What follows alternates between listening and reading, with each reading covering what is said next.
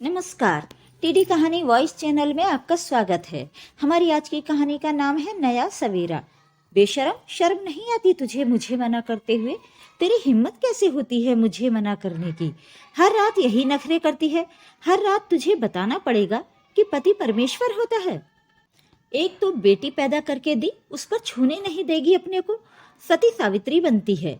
नशे में धुत विक्रम उल जलूल बकते हुए ऋचा को दबोचने की कोशिश में उस पर चढ़ गया।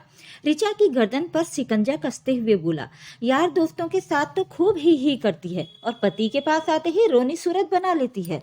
सुन, मुझे एक बेटा चाहिए। यदि सीधे से नहीं मानी तो जान ले लूंगा। नशे में चूर विक्रम को एहसास ही नहीं था कि उसने ऋचा की गर्दन को कसकर दबा रखा है। दर्द से छटपटाती ऋचा खुद को छुड़ाने की कोशिश कर रही थी। आखिरकार उसने खुद को छुड़ाने के लिए विक्रम की जांघों के बीच कसकर लात मारी। दर्द से तड़पते हुए विक्रम एक तरफ लुढ़क गया। मौका पाते ही ऋचा पलंग से उतरकर भागी और फिर जोर से चिल्लाते हुए बोली, नहीं पैदा करनी तुम्हारे जैसे जानवर से एक और संतान। मेरे लिए मेरी बेटी ही सब कुछ है। विक्रम जब तक अपने आप को संभालता, ऋचा ने कमरे से बाहर आकर दरवाजे की कुंडी लगा दी। हर रात यही दोहराया जाता था, पर आज पहली बार ऋचा ने कोई प्रतिक्रिया दी। मगर अब उसे डर लग रहा था, न सिर्फ अपने लिए बल्कि अपनी 3 साल की नन्ही बिटिया के लिए भी। फिर क्या करे क्या नहीं कि मनोस्थिति से उबरते हुए उसने तुरंत घर छोड़ने का फैसला ले लिया। उसने एक ऐसा फैसला लिया जिसका अंजाम वो खुद भी नहीं जानती थी, पर इतना जरूर था कि इससे बुरा तो भविष्य नहीं ही होगा। ऋचा ने जल्दी जल्दी अलमारी में छिपा कर रखे रुपए निकाले और फिर नन्ही गुड्डन को शॉल से ढककर घर से बाहर निकल गई। निकलते वक्त उसकी आंखों में आंसू आ गए, पर उसने पीछे मुड़कर नहीं देखा। वो घर जिसमें उसने 7 साल गुजार दिए थे कभी अपना हो ही नहीं पाया। जनवरी की कड़ाके की ठंड और सन्नाटे में डूबी सड़क ने उसे ठंड से ज्यादा डर से कंपा दिया।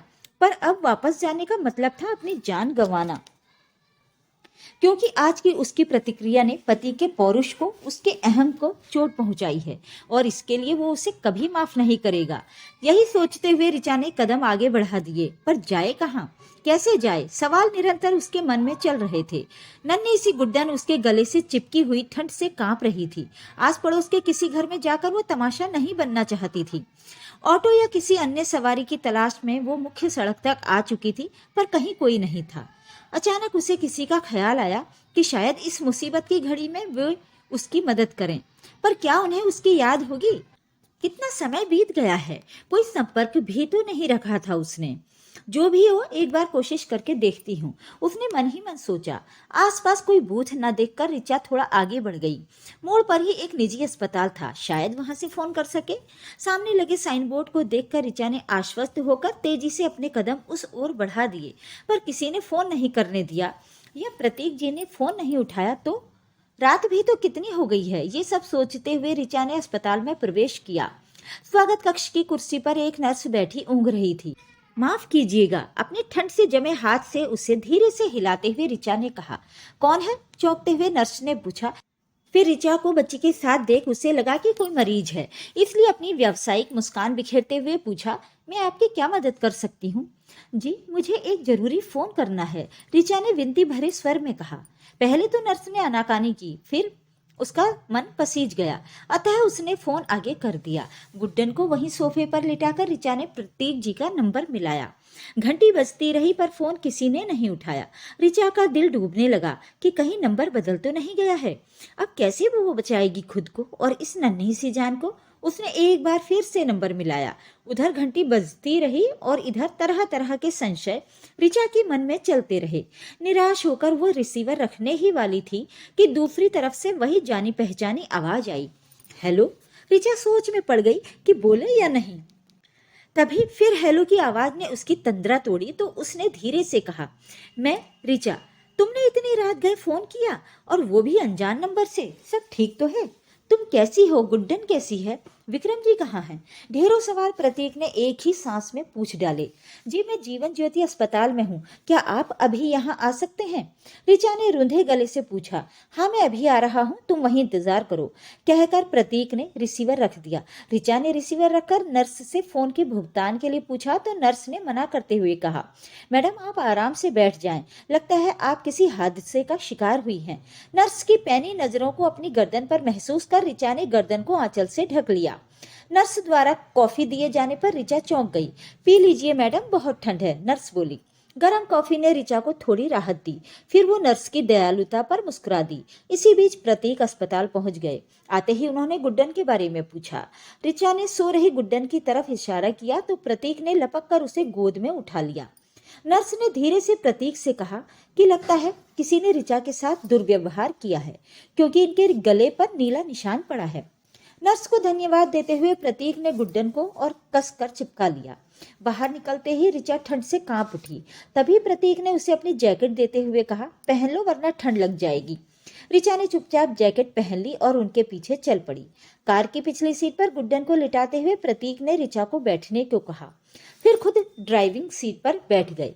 प्रतीक के घर पहुंचने तक दोनों खामोश रहे। कार के रुकते ही ऋचा ने गुड्डन को निकालना चाहा, पर प्रतीक ने उसे घर की चाबी देते हुए दरवाजा खोलने को कहा और फिर खुद धीरे से गुड्डन को उठा लिया। घर के अंदर आते ही उन्होंने गुड्डन को बिस्तर पर लिटाकर रजाई से ढक दिया। ऋचा ने कुछ कहना चाहा तो उसे चुप रहने का इशारा कर एक कंबल उठाया और बाहर सोफे पर लेट गए। दुविधा में खड़ी ऋचा सोच रही थी कि इतनी ठंड में घर का मालिक बाहर सोफे पर और वो उनके बिस्तर पर इतनी रात गए वो उनसे कोई तर्क भी नहीं करना चाहती थी, इसलिए चुपचाप गुड्डन के पास लेट गई। लेटते ही उसे एहसास हुआ कि वो बुरी तरह थकी हुई है। आंखें बंद करते ही नींद ने उसे दबोच लिया। सुबह रसोई में बर्तनों की आवाज से ऋचा की आंख खुल गई। बाहर निकलकर देखा प्रतीक चाय नाश्ते की तैयारी कर रहे थे।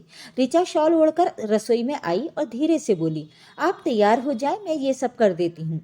मुझे आदत है, तुम थोड़ी देर और सो लो, प्रतीक ने जवाब दिया। ऋचा ने अपनी भर आई आंखों से प्रतीक की तरफ देखा। इन आंखों के आगे वे पहले भी हार जाते थे और आज भी हार गए। फिर चुपचाप बाहर निकल गए। प्रतीक के तैयार होने तक ऋचा ने चाय नाश्ता तैयार कर मेज पर रख दिया। नाश्ता करते हुए प्रतीक ने धीरे से कहा, बरसों बाद तुम्हारे हाथ का बना नाश्ता कर रहा हूँ। और फिर चाय के साथ आंसू भी पी गए। जाते जाते ऋचा की तरफ देखकर बोले, मैं लंच ऑफिस में करता हूँ, तुम अपना और गुड्डन का ख्याल रखना और थोड़ी देर सो लेना। और फिर ऑफिस चले गए। दूर तक ऋचा की नजरें उन्हें जाते हुए देखती रहीं, ठीक वैसे ही जैसे 3 साल पहले देखा करती थी जब वे पड़ोसी थे। तब कई बार प्रतीक ने ऋचा को विक्रम की क्रूरता से बचाया था। इसी दौरान दोनों के दिल में एक दूसरे के प्रति कोमल भावनाएं पनपी थीं, पर ऋचा को उसकी मर्यादा ने और प्रतीक को उसके प्यार ने कभी इजहार नहीं करने दिया, क्योंकि प्रतीक ऋचा की बहुत इज्जत भी करते थे। वे नहीं चाहते थे कि उनके कारण ऋचा किसी मुसीबत में फंस जाए। यही सब सोचते आंखों में भर आए आंसुओं को पोंछ कर ऋचा ने दरवाजा बंद किया और फिर गुड्डन के पास आकर लेट गई। पता नहीं कितनी देर तक सोती रही। गुड्डन के रोने से नींद खुली तो देखा 11 बजे थे। जल्दी से उठकर उसने गुड्डन को गर्म पानी से नहलाया और फिर दूध गर्म करके दिया। बाद में पूरे घर को व्यवस्थित कर खुद नहाने गई। पहनने को कुछ नहीं मिला तो सकुचाते हुए प्रतीक की अलमारी से उनका ट्रैक सूट निकालकर पहन लिया और फिर टीवी देखने लगी। प्रतीक ऑफिस तो चले आए थे, पर उन नन्ही गुड्डन और ऋचा का ख्याल उन्हें बार बार आ रहा था। तभी उन्हें ध्यान आया कि उन दोनों के पास तो कपड़े भी नहीं हैं। नई जगह गुड्डन भी तंग कर रही होगी।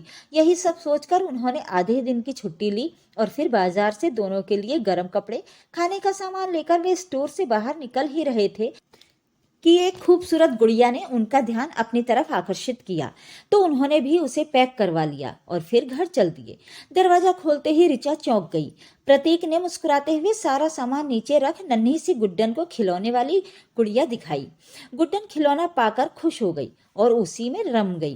प्रतीक ने ऋचा को सारा सामान दिखाया। बिना उससे पूछे ट्रैक सूट पहनने के लिए ऋचा ने माफी मांगी तो प्रतीक ने हंसते हुए कहा, एक शर्त पर, जल्दी से कुछ खिलाओ, बहुत तेज भूख लगी है। सिर हिलाते हुए ऋचा रसोई में घुस गई। जल्दी से पुलाव और रायता बनाने लग गई।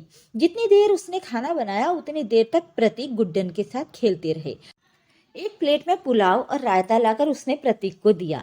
खाते खाते प्रतीक ने एकाएक सवाल किया, और कब तक इस तरह जीना चाहती हो?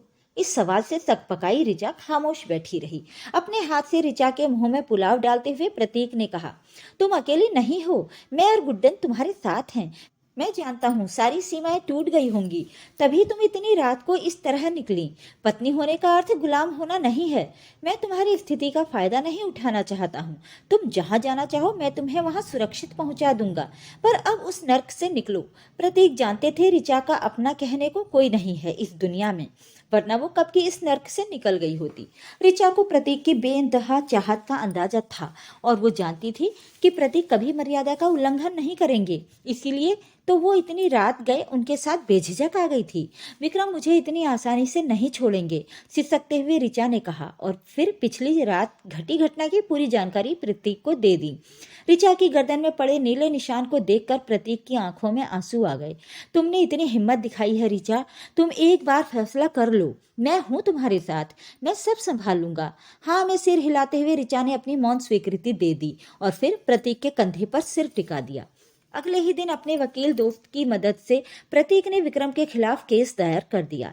सजा के डर से विक्रम ने चुपचाप तलाक की रजामंदी दे दी। प्रतीक के सीने पर सिर रखकर रोती ऋचा का गोरा चेहरा सिंदूरी हो रहा था। आज ही दोनों ने अपने दोस्तों की मदद से रजिस्ट्रार के दफ्तर में शादी कर ली थी। निश्चिंत सी सोती ऋचा का दमकता चेहरा देखते हुए प्रतीक ने धीरे से करवट ली कि ऋचा की नींद खुल गई। पूछा, क्या हुआ, कुछ चाहिए क्या? हाँ, 1 मिनट, अभी आता हूँ मैं, बोलते हुए प्रतीक बाहर निकल गए और फिर कुछ देर में वापस आ गए। उनकी गोद में गुड्डन थी, वो नींदी सी। गुड्डन को दोनों के बीच सुलाते हुए उन्होंने कहा, हमारी बेटी हमारे पास सोएगी, कहीं और नहीं। प्रतीक की बात सुनकर नन्ही गुड्डन नींद में भी मुस्कुराने लग गई और प्रतीक के गले में हाथ डालकर फिर सो गई। बाप बेटी को ऐसे सोते देख ऋचा की आंखों में खुशी के आंसू आ गए। मुस्कुराते हुए उसने भी आंखें बंद कर लीं नई सुबह के स्वागत के लिए। अगर आज की कहानी आपको पसंद आई तो वीडियो को लाइक, शेयर और कमेंट कीजिए। ऐसी ही पारिवारिक और दिल को छू लेने वाली कहानियाँ सुनने के लिए मेरे चैनल को सब्सक्राइब कर लीजिए। धन्यवाद।